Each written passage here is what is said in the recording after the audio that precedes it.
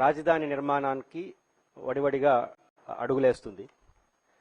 ఇంతకాలం పాటు రాజధాని ఎలా ఉండాలి, ఏ రూపంలో ఉండాలి, ఎక్కడ ఉండాలని చర్చ జరిగింది.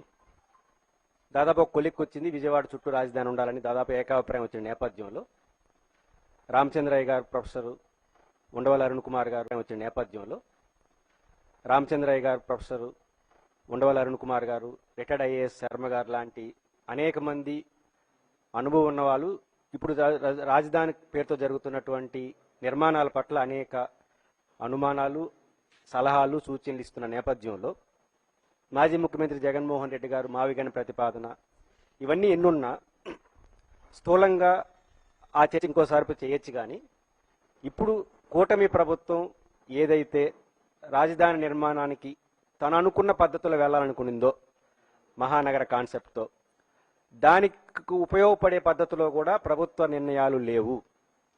తాజాగా ఆంధ్రప్రదేశ్ కేబినెట్ తీసుకున్నటువంటి 3 కీలక నిర్ణయాలు కూటమి ప్రభుత్వం తాను అనుకున్నటువంటి మహానగర నిర్మాణం ఏదైతే అనుకుంటుందో, మాజీ ముఖ్యమంత్రి జగన్ గారి ప్రతిపాదన, పెద్దల ఆలోచనలు ఇవన్నీ కాసేపు పక్కన పెట్టేస్తే ప్రభుత్వం తాను అనుకుంటున్నటువంటి నగర నిర్మాణానికి కూడా ప్రభుత్వం వేస్తున్నటువంటి అడుగులు ప్రతిబంధకంగా మారే అవకాశం ఉంది.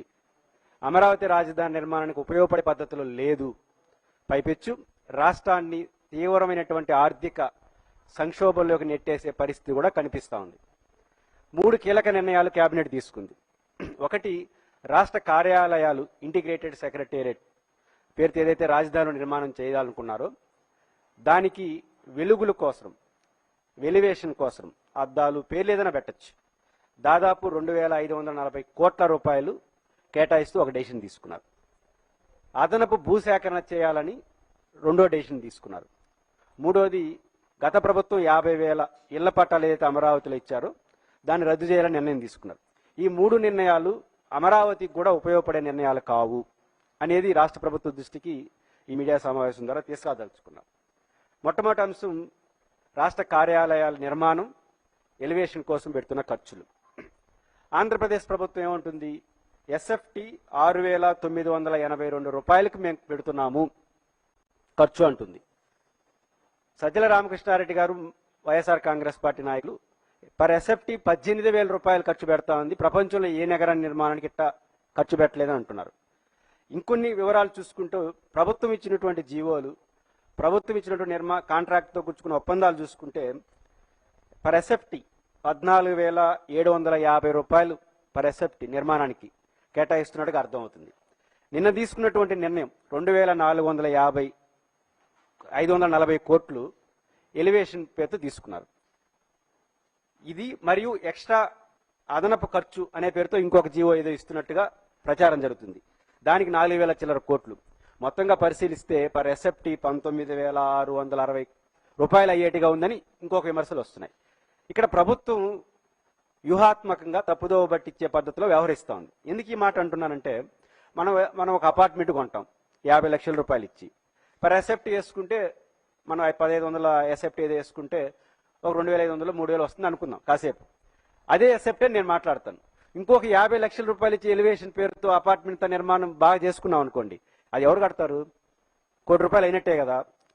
అంటే నువ్వు ఏ పేరుతో 50 లక్షలు ఖర్చు పెడుతున్నావు, ఇంకొక 50 లక్షల రూపాయలు ఇంకో పేరుతో ఖర్చు పెడుతున్నావు, మొత్తం ₹1 కోటి అయినట్టే కదా. కాబట్టి ఈరోజు ప్రతిపక్ష పార్టీలు కానీ అనేక మంది నిపుణులు చెప్తున్నట్టుగా భారీ ఎత్తున ఎస్ఎఫ్టీ ఖర్చు అయ్యే పరిస్థితి ఉందా లేదా? ఇట్లాంటి సపరేట్ జీవోలు ఎందుకు ఇస్తున్నారు? మొత్తం రాజధాని నిర్మాణంలో ఇంటిగ్రేటెడ్ సెక్రటేరియట్ పేరుతో, అసెంబ్లీ కావచ్చు, సెక్రటేరియట్ పేరుతో నిర్మాణం అనేది ఒకే జీవో ఇచ్చి కదా, ఒక అసెంబ్లీ నిర్మాణానికి ఇన్ని వేల కోట్లు అవుతుంది, పర్ ఎస్ఎఫ్టీ ఇంత. అలా ఇవ్వకుండా డివిజన్కి ఇస్తున్నారంటే మేము ఎస్ఎఫ్టీని చాలా పరిమితమైన ఖర్చు పెడుతున్నాం అని చెప్పుకోవడం కోసం ఇచ్చే జీవో తప్ప ప్రజలు అట్లా నమ్ముతారు. ఈ 2-3 రకాలుగా ఇచ్చిన జీవోలు చూసినప్పుడు పర్ ఎస్ఎఫ్టీ 18,000 రూపాయలు, 19,000 అయ్యే పరిస్థితులు అనే ఆరోపణలకి ప్రభుత్వం సమాధానాలు చెప్పాల్సి వస్తుంది. ఇంత పెద్ద ఎత్తున మనం చేయొచ్చా? రెండో అంశం, రాష్ట్ర రాజధాని కార్యాలయం అనేది ఐకానిక్ బిల్డింగ్స్ గా ఉంటాయన్న దాంట్లో ఎవరికి అభ్యంతరం లేదు. ఒక జిల్లా కలెక్టరేటు, ఒక TTD administration building, head quarters అనేది ఒక ఐకానిక్ బిల్డింగ్ అని ఉండాలి, దాన్ని ఎవరు తప్పుపట్టరు. కానీ ఒక రాష్ట్రానికి రాజధాని నిర్మించేటప్పుడు ప్రాథమికంగా గుర్తుంచుకోవాల్సిన ఆ రాష్ట్రంలో ఉన్న పరిస్థితులు ఏంటి, ఆ రాష్ట్రంలో రైతుల పరిస్థితి ఏంటి, ఆ రాష్ట్రంలో ఉద్యోగుల పరిస్థితి ఏంటి, ఆ రాష్ట్రంలో అన్ని తరగతుల ప్రజలు ఏంటి, వాళ్ళ కోరికలు ఏంటి, వీటితో సంబంధం లేకుండా నేను ఐకానిక్ బిల్డింగ్ కడతానడం ధర్మమా? డబ్బులుంటే ఎంతైనా చేసుకోవచ్చు. బట్ ఈ రాష్ట్ర ఉన్నటువంటి వనరులు మరియు రాష్ట్ర ప్రజల యొక్క స్థితిగతులు, మన రాష్ట్ర ప్రజల కోసమే రాజధాని కడతాం, రాష్ట్ర ప్రజల ప్రతిష్ట కోసమే ఐకానిక్ బిల్డింగ్లు కడతాం, రాష్ట్ర ఆదాయంతోనే ఐకానిక్ బిల్డింగ్ కడతాం. ఈ మూడు అంశాలు మర్చిపోయి నేను ఐకానిక్ బిల్డింగ్లు కడతాను, చరిత్రలో నిలిచిపోయే బిల్డింగ్ కడతా అంటే కట్టచ్చు. ఈ రోజు మనకు ఆ పరిస్థితి ఉందా? దీనికి ప్రభుత్వం ఆన్సర్ చేయాల్సిన అవసరం ఉంది. ఉదాహరణకు మన చిత్తూరు జిల్లాలో మళ్ళీ మొదటకు వచ్చింది మామిడి రైతుల సమస్య. గతంలోనే వైఎస్ జగన్మోహన్ రెడ్డి గారు బంగారుపాలెం వచ్చినప్పుడు వచ్చే ముందు రైతుల దగ్గర 45,000 మంది రైతుల దగ్గర నుంచి మామిడి, తోతాపురి మామిడి తీసుకున్నారు. దానికి 4 రూపాయలు ప్రభుత్వం, 4 రూపాయలు గుజ్జు కంపెనీలు ఇవ్వాలి. ఇప్పటివరకు గుజ్జు కంపెనీ ఇలా, ఆ గుజ్జు కంపెనీల్లోనే ఈ పల్పు ఇంకా ఉంది, పాత పల్పు, అది బోలా కొత్త మామిడి వచ్చేస్తా ఉంది. ఇప్పుడు ఈ 400 కోట్లు 500 కోట్లు ప్రభుత్వం అడుగుతుంటే ఆర్థిక పరిస్థితి బాగలేదు. వాస్తవం, నేను అంగీకరిస్తాను, రాష్ట్ర ఆర్థిక పరిస్థితి బాగలేదు. ఒక 45,000 మంది రైతులు రాయలసీమలో తోతాపురి మామిడికి వేసేవాళ్ళు 400-500 కోట్ల సమస్యకి డబ్బులు లేవంటున్న ప్రభుత్వం నేను 50,000 కోట్ల రూపాయలు అప్పు తెచ్చైనా రాజధానిలో ఐకానిక్ బిల్డింగ్ కడతానడం ఈ రాష్ట్ర ప్రజలకు ఏం సిగ్నల్ ఇవ్వదలుచుకున్నారు? ఈ రాష్ట్రంలో ప్రతి ప్రజలు, ప్రతి పౌరుడు, ప్రతి సెక్షన్ ఆఫ్ పీపుల్ ఇది నా రాజధాని అనుకోవాలి, నాకు కడుతున్నారు అనుకోవాలి, నాదనే ఫీల్ కావాలి. అలా ఫీల్ కావాలంటే వాళ్ళ సమస్యలు కూడా అడ్రస్ చేయాలి. ఆ సమస్యలు వచ్చినప్పుడు అప్పులు చెప్పి, ఆర్థిక సంక్షోభం చెప్పి, అక్కడికి వచ్చేసరికి మాత్రం అవి ఏవి లేవని మాట్లాడడం అనేది ప్రజలు ఆ రాజధానిని సానుకూలంగా స్వీకరిస్తారా? ఒకసారి ప్రభుత్వం ఆలోచించాల్సింది ఈ బిల్డింగ్లకు సంబంధించి. రెండోది, ఇప్పటి వరకు అప్పులు తీసుకొచ్చారు. ఒక మాట అంటున్నారు, రాష్ట్ర బడ్జెట్ మీద ఏ రూపాయి ఖర్చు కావట్లేదు, నేరుగా అప్పులు తీసుకొస్తున్నాం, ఆ అప్పులని అమరావతిలో ఎకనామిక్ జనరేట్ అవుతుందో అదే తీరుస్తుంది అంటారు. దీనికి ప్రభుత్వం చెప్పే లెక్క ఏంటంటే, ఇప్పుడున్న భూమి ప్రకారం 34,000 ఎకరాలు ప్రభుత్వం ఉంది, ఒక 20 చిల్లర ఎకరాలు వాగులు వంకలు ఉన్నాయి, మొత్తంగా కలిపితే 54,000 ఎకరాలు జమగున్నాయి. దీంట్లో ఇన్ఫ్రాస్ట్రక్చర్ అన్ని పోను ఒక 10,000 ఎకరాలు 1,00,000 ప్లాట్లు రైతులకు ఇవ్వాలి, ఇంకో 10,000 ఎకరాలు ప్రభుత్వ అవసరాలకు పెట్టుకోవాలి, ఒక 5-6 ఎకరాలు మిగిలితే దాన్ని అమ్మడం ద్వారా 1,00,000 కోట్లు వస్తుందంటుంది ప్రభుత్వం. వస్తుంది అనుకుందాం కాసేపు. ఫస్ట్ ప్రభుత్వం ఏం చేయాలి? దానికి ప్రయారిటీ ఇవ్వాలి. అమరావతి రైతులకు ప్లాట్లు ఇచ్చేవాలి, ప్రభుత్వ అవసరాలు పెట్టుకోవాలి, మరియు అమ్మడానికి ఏదైతే అమ్మితే తిరిగి జనరేట్ అవుతుందో ఆ డబ్బులు కూడా కావడానికి కావాల్సిన ఏర్పాటు, అంటే ఇన్ఫ్రాస్ట్రక్చర్ ప్లాట్ల డివిజన్ జరగాలి. దీనికి ఎంత ఖర్చు పెడుతున్నారు? ఈరోజు రాష్ట్ర ప్రభుత్వం 5 బ్యాంకుల నుంచి అప్పుల్ని అవగాహన కుదుర్చుకున్నారు. రాష్ట్ర FRBM లిమిట్స్ సంబంధం లేకుండా 5 బ్యాంకుల నుంచి తీసుకున్నారు.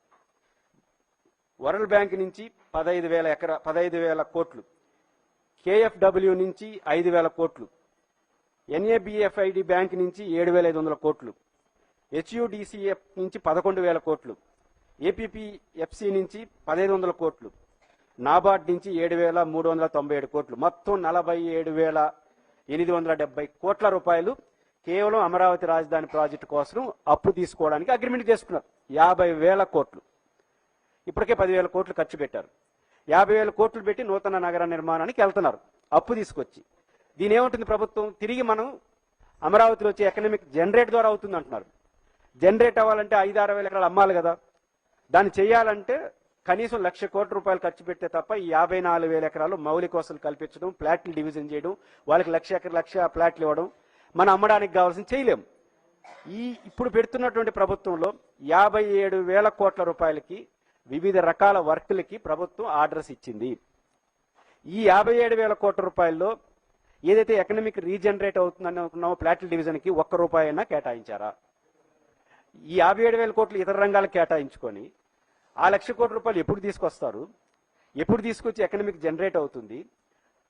రేపు సంవత్సరం నుంచి ప్రపంచ బ్యాంకుకి ఇవ్వాల్సినటువంటి 15,000 కోట్ల రూపాయలకి వడ్డీతో సహా కట్టాలి. 20 ఏళ్లు కట్టాలి, 40,000 కోట్లు కట్టాలి, 1,250 కోట్ల రూపాయలు పర్ ఇయర్ వడ్డీ కట్టాలి. ఎవరి నుంచి కడతారు? ఖచ్చితంగా రాష్ట్ర ప్రభుత్వం పెట్టాలి.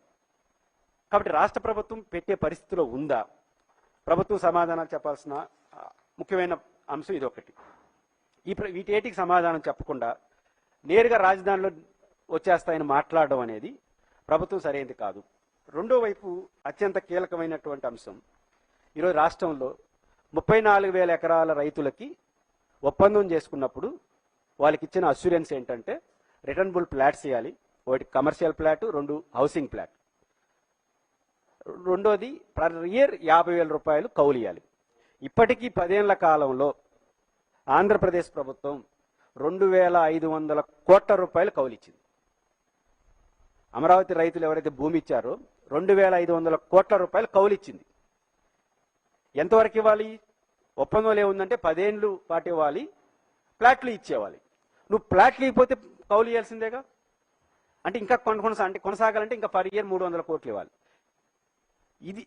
ఇది భారం కాదా? త్వరగా ప్లాట్లు ఇచ్చేస్తే రైతుల సమస్య పరిష్కారం అవుతుంది, కౌలు భారం ప్రభుత్వానికి తగ్గుతుంది.